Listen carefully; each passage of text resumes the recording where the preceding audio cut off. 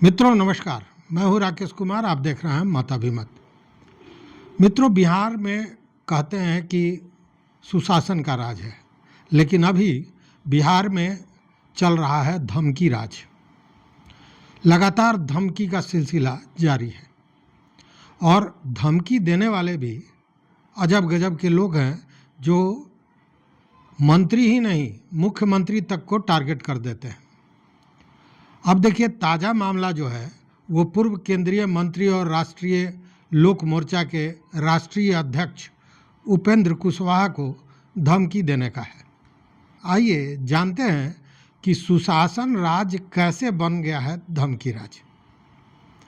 देखिए, इस बार हत्या की धमकी का शिकार बनाया गया है राष्ट्रीय लोक मोर्चा के अध्यक्ष, राज्यसभा सांसद और एनडीए के सहयोगी उपेंद्र कुशवाहा को।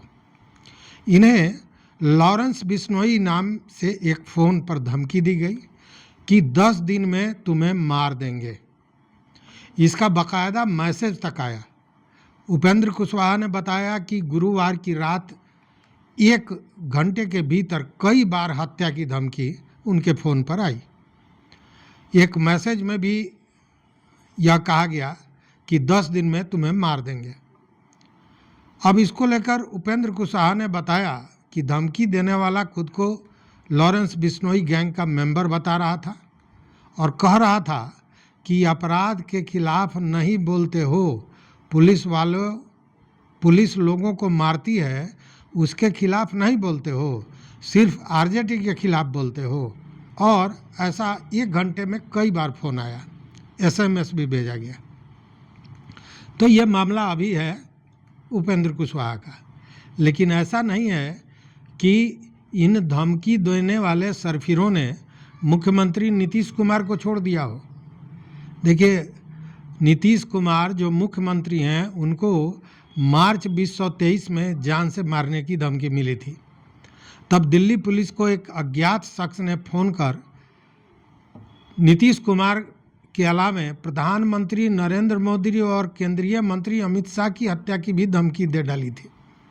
इस कॉल के बाद दिल्ली से बिहार तक हड़कंप मच गया था। स्वाभाविक भी था, प्रधानमंत्री, गृह मंत्री और मुख्यमंत्री की बात थी।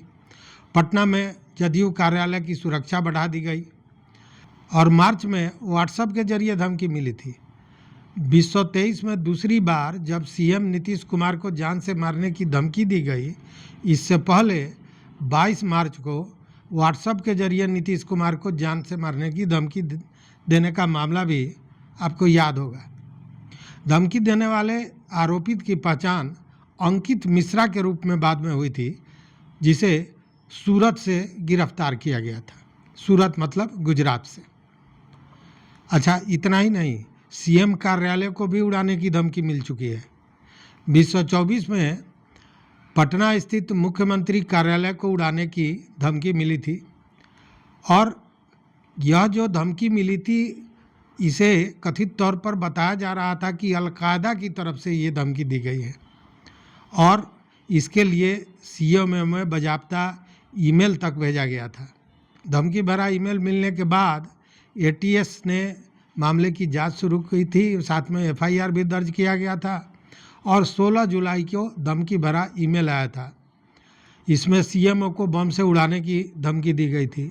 इस मामले में सचिवालय थाने में 2 अगस्त को एक एफआईआर दर्ज की थी थानेदार संजीव कुमार के बयान के आधार पर।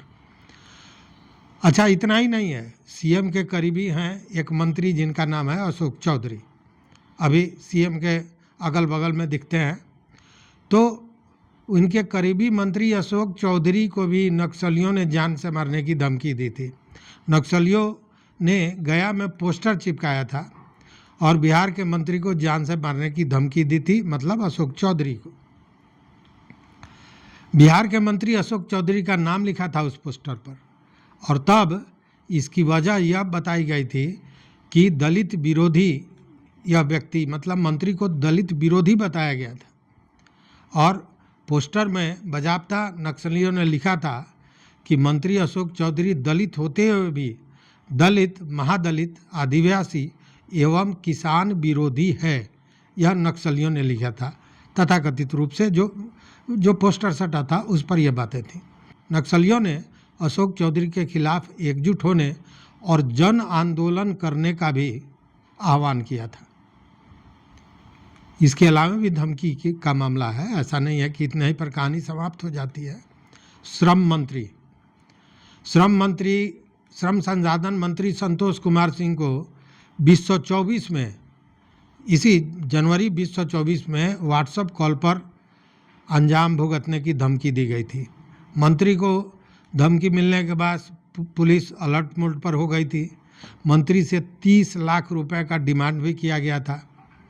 मंत्री के मोबाइल पर व्हाट्सएप कॉल आया था जिसमें साफ तौर पर कहा गया था कि पैसे दो वरना कहीं भी टपका दिए जाओगे। मैसेज में लिखा हुआ था कि अगर अपनी ज़िंदगी चाहते हो तो मेरा बात मान लो। यह तो मंत्री और मुख्यमंत्री की बात है, दूसरे सांसदों पर और बड़े नेताओं पर भी इस तरह की धमकी आती रही है। अभी पिछले ही दिनों याद होगा पप्पू यादव पर, पप्पू यादव को जान से मारने की धमकी आई थी और वह भी बिश्नोई के ही किसी गुर्गे की बात बताई जा रही थी, लेकिन मामला दूसरा निकला। तो कहने का मतलब है कि लगातार जो आम लोगों को ये धमकियां आती थीं, रंगदारी की धमकी, डराने की धमकी, अब उसका मोड बदल गया है और अब यह धमकी प्रधानमंत्री से लेकर मंत्री तक, सांसद तक, विधायक तक आने लगा है। और इसीलिए मैंने कहा कि बिहार में सुशासन राज की जगह अब धमकी राज ने ले लिया है। तो इस वीडियो में बस इतना ही। देखते रहिए मत अभिवर। मित्रों, चैनल पर नए हो तो सब्सक्राइब कीजिए, लाइक कीजिए, दोस्तों के साथ शेयर कीजिए और अपना विचार जरूर दीजिए। बहुत बहुत धन्यवाद। कोटिशः आभार।